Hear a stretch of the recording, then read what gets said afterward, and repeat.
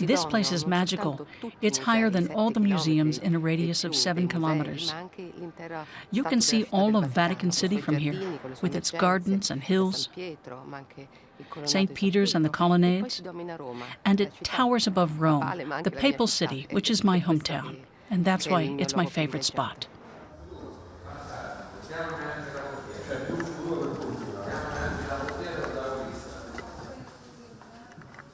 The appointment of a woman like Barbara Jatta to head the museums was overdue. There's no reason at all, not the slightest, why the Vatican Museums have to be run by a man.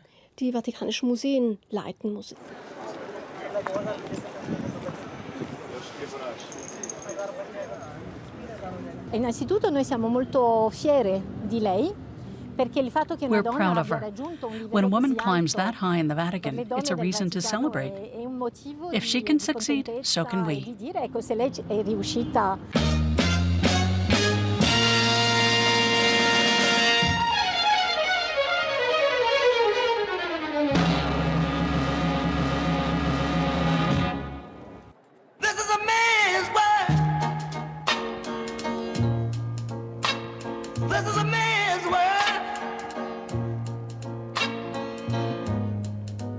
But it wouldn't be nothing without a woman or a girl.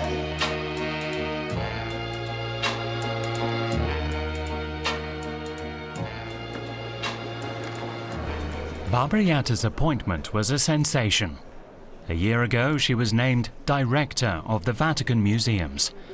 The collections contain nearly 250,000 treasures administered by a host of historians, curators and conservators, traditionally all men. An art historian and trained conservator, Jatta was for years in charge of the prints and drawings section at the Vatican Library. At first, she was one of only 3 women. It was a male-dominated world. In the secular museums I had worked in, there were more women. On the other hand, when I left the Vatican Library 20 years later, about half the staff were female. The papacy adapted to social reality. It was inevitable. The first woman to head the Vatican Museums still faces enormous challenges. 6 million visitors pass through these hallowed halls each year, as many as 30,000 on a good day. And all of them want to see the Sistine Chapel with its famous Michelangelo frescoes.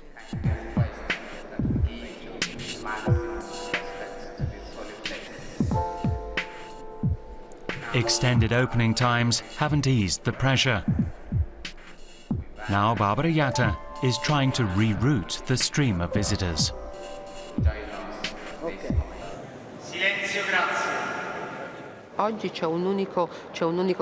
At present, there is only one entrance to the Sistine Chapel. Visitors have to pass through the map galleries and the room of the Segnatura. We're working on an alternative so that the chapel can be reached from various sides.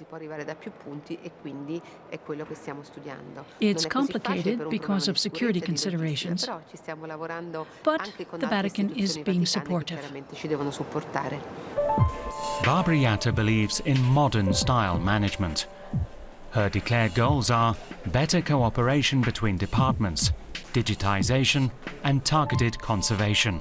Although she was surprised by her appointment, she's not blind to its significance.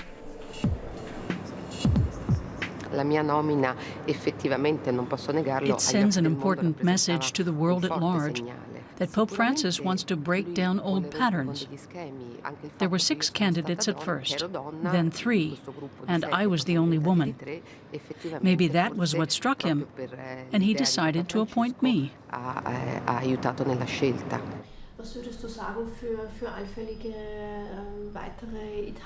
The Austrian-born journalist Gudrun has worked at Vatican Radio for the past 15 years.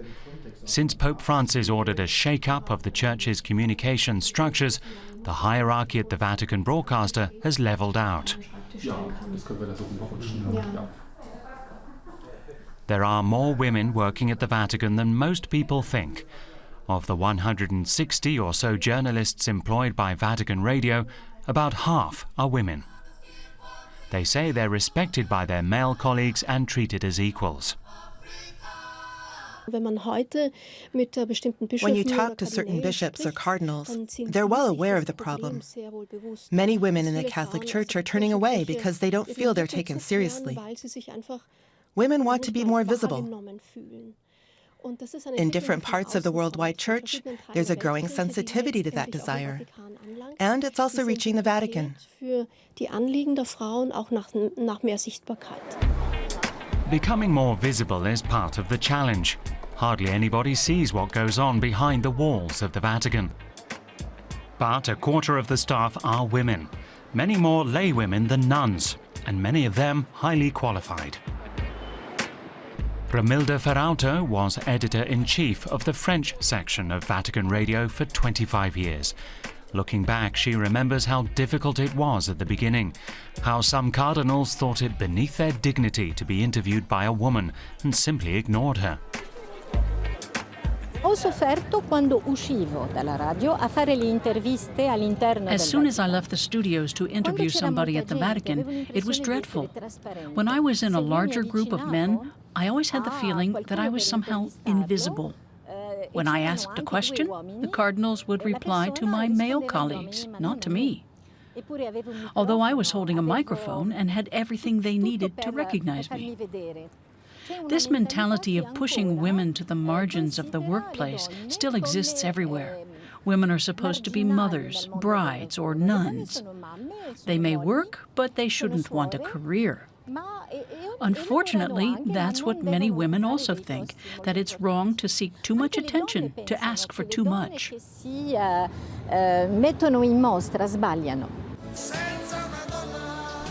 The Catholic Church teaches that humility and modesty are virtues.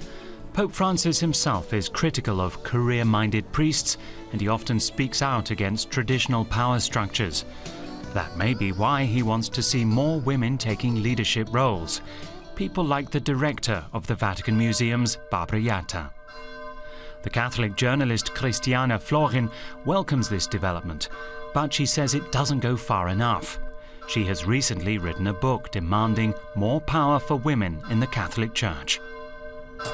Why is it considered inappropriate for women, especially for women, to raise the question of power? When they raise this question, which I also do in my book, they're always told the Church is not about power. The Church is about service and humility. But that's not true. It's also about positions of power. The person who decides has power. The person who can say, you can't come in here, or as a woman, you can't be a priest, has power. Barbara Jatta takes a different view. She doesn't speak about power, though she wields it. As a manager, art historian and conservator, she runs an institution with a staff of more than 1,000. Jatta considers herself fortunate. Alongside her administrative responsibilities, she works in a field that has fascinated her since she was a child. I grew up surrounded by the smells of my mother's restoration work. My sister was also a conservator of paintings and stone objects. My grandmother was a painter. I watched her making pictures of Rome. That was the environment I grew up in. Maybe genes and the family do play a role.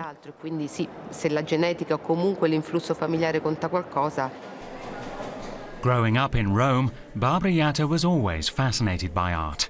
She has also learned the skills of curating an exhibition. Her entire life revolves around art and religion. She is currently working on an exhibition about the history of Catholicism in Korea. The Vatican took an exhibition to Seoul, and this is its counterpart. Most of the objects are being exhibited outside Korea for the first time. Barbara Jatta is complementing them with items from the Vatican's own collections.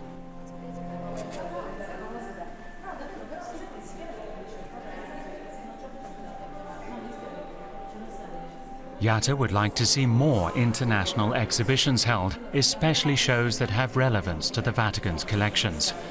She says she'd even be prepared to loan out more of the Vatican's treasures.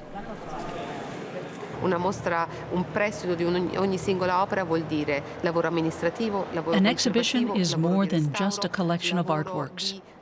Every loaned item involves work for the administrators, conservators, and curators. It's very important that we participate in these projects when they're academically interesting or promote ecumenism. But most of all, when evangelization is the focus, as in the Korea exhibition.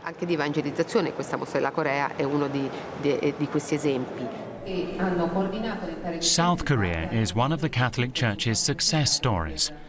This exhibition documents the beginnings, how in the 17th century diplomats from China brought the Catholic faith to the Korean peninsula. This chapter of church history is being shown at the Vatican for the first time, and the turnout is impressive. Cardinals and senior bishops, some of the Vatican's most powerful men, are here today. Barbara Jatta is in her element, explaining the structure of the exhibition. Catholicism was introduced into Korea by lay people, impressed by the Jesuits in China. At first, they had to operate in secret.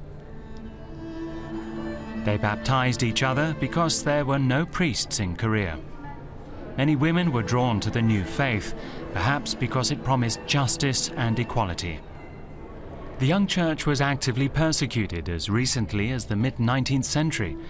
The exhibition chronicles this history of suffering and martyrdom, but it also documents the strength and confidence that characterized the beginnings of the Korean church. A Korean version of the Virgin Mary, a clear indication of how deeply the Koreans internalized Catholicism. Even today, many Korean Catholics draw inspiration and strength from commemorating this history of courage and perseverance through the dark days of persecution. The Korean Church is very focused on equality and has always, throughout its history, encouraged women to get involved. That can be observed from the beginning. From the first days of the founding of the Church, women have played an important role.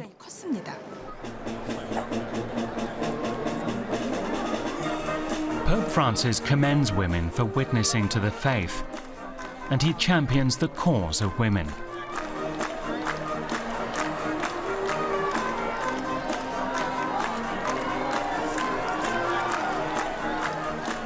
Like his predecessors, Benedict and John Paul II, he has a deep devotion to the Virgin Mary, the Catholic icon of womanhood.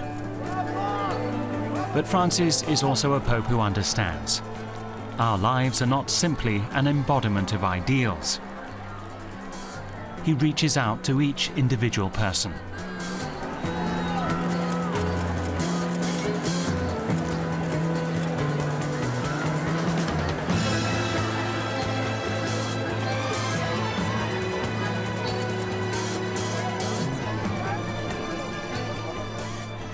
This is a pope who encounters men, women and children with the same warmth, compassion and respect. Although at some general audiences, you might think he was simply a pop star being mobbed by his fans.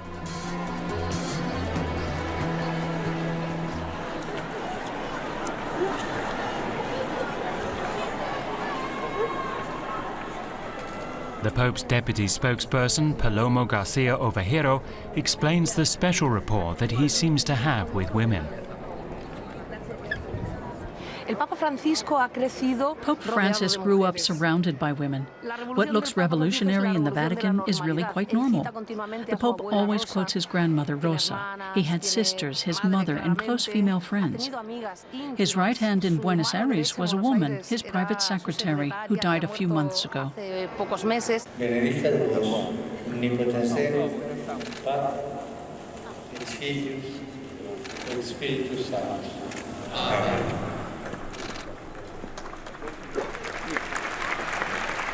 Perhaps it was this female environment in which Jorge Bergoglio grew up that makes him more receptive to the role of women in the church. He wants to make sure the church is accessible to everybody. He has already done a lot to make that happen, In nearly 5 years in office, he has appointed 5 women as undersecretaries, the third highest leadership level at the Vatican.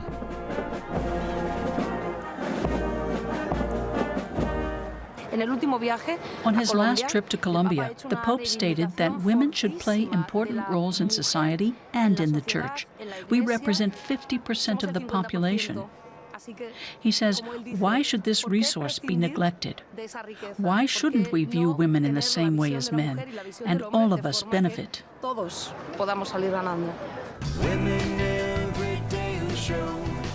But gender equality and the role of women are not at the top of the agenda everywhere in the Church.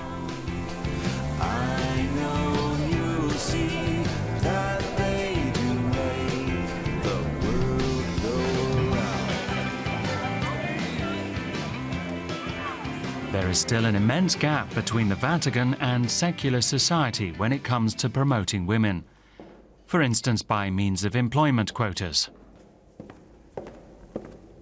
Although Pope Francis never tires of saying that women must be given more responsibility, they are still woefully underrepresented at the Vatican. If you compare him with his predecessors, especially Benedict XVI and John Paul II, it's clear that he goes further. His predecessors would never have said something like that. They had a very clear idea that the main duty of a woman is to serve the family, as a wife and mother. And if women go out to work, then only in social professions. The idea that they should do every job that men do was beyond their comprehension. In that respect, Francis is pretty advanced. Gudrun Seiler agrees. She has studied the situation of women at the Vatican for years and has written books on the role of women in the Church.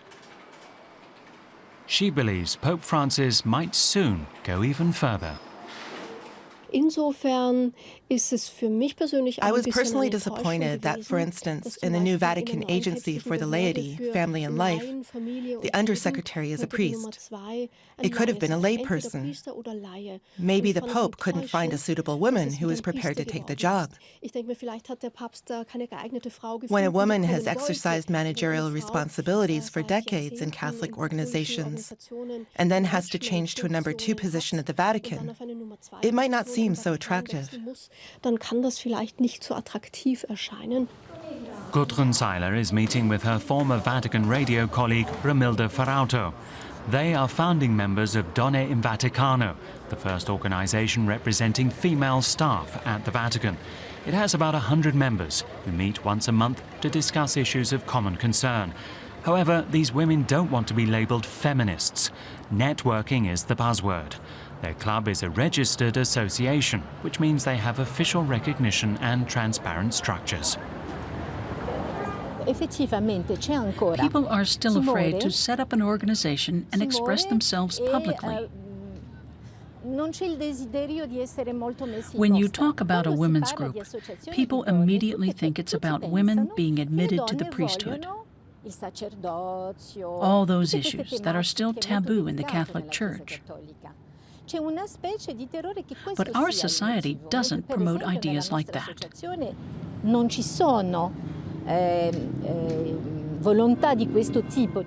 These women are not demanding anything. They are simply expressing a desire to make progress together in the Church. For Christiane Florin, that's not enough. Women working in the Vatican or in the Catholic Church in general have to proceed diplomatically. They can't raise the question of power as such. Why do only men, or ordained men, have the right to make all the decisions? 40 years ago, even 20 years ago, there was an aggressive generation that fought for ordination, admission to the priesthood as well as to the diaconate.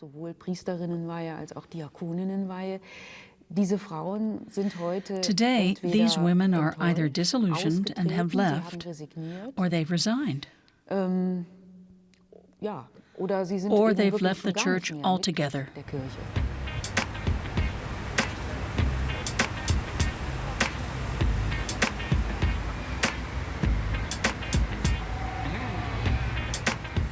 Although there's strong opposition in many places to admitting women to the priesthood, a quick survey of tourists in St. Peter's Square suggests that European and North American Catholics are generally open to the idea. I'm rather traditional. It's easier for me to accept a man as a priest. But at the end of the day, I think the situation will change. Not soon, but sometime. Maybe. The clergy might benefit from a bit of femininity. The female aspect could open up new horizons. It's not about positions of power, whether male or female. It's about serving the individual person. Rank is not important. Whether somebody is high or lower, the real task is to serve. I would love to have women as Catholic priests, definitely. Women are good managers, and I suspect the Vatican needs managing. Institutions like these, as great as they may be, they really should be much more inclusive and should promote women, not only because they're women, but because they're really good at what they do. If you want to abolish the patriarchy, you should start with the church. That would be a tremendous signal for believers.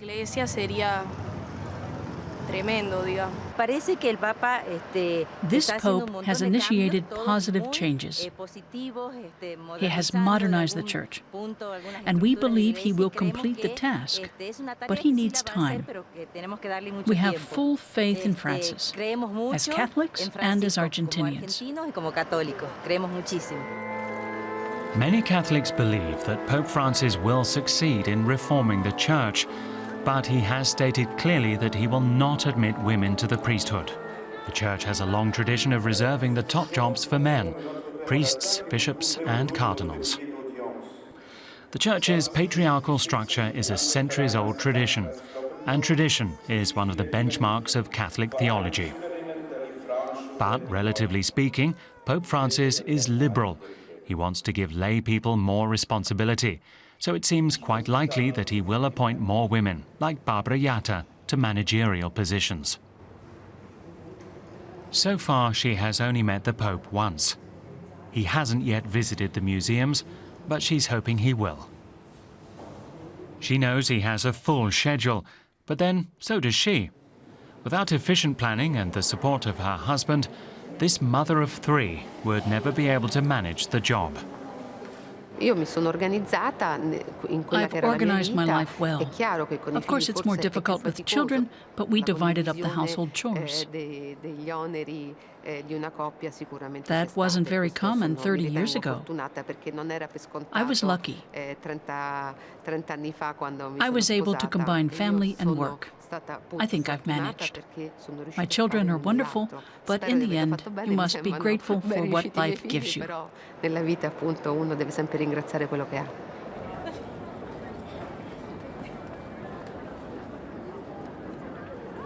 Barbara Jatta's simple, positive way of accepting things stems from her faith.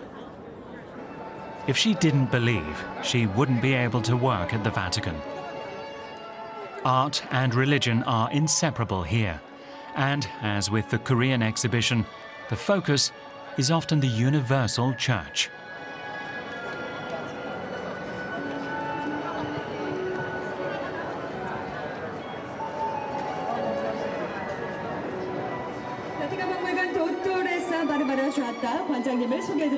La direttrice dottoressa Barbara Jatta, direttore del Museo Vaticano. 전 중앙교황청 대사관 프란체스코 몬테레시 추기경님이십니다. E onorevole cardinale Francesco Monteresi, ex ambasciatore di Santa Sede presso Corea. Non ho mai pensato di fare carriera in Vaticano. I never intended to have a career at the Vatican. Even the idea of it is strange. I just tried to do my work as well as I could.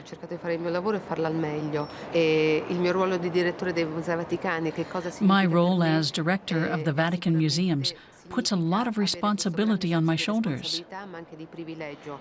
But it's also a privilege. I'm very conscious of the fact that I work for the Holy Father and for the conservation of this tremendous world heritage.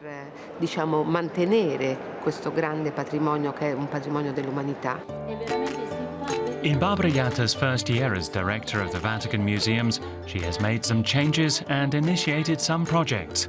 But above all, she is the custodian of collections representing 2,000 years of Christianity and thousands of years of world culture.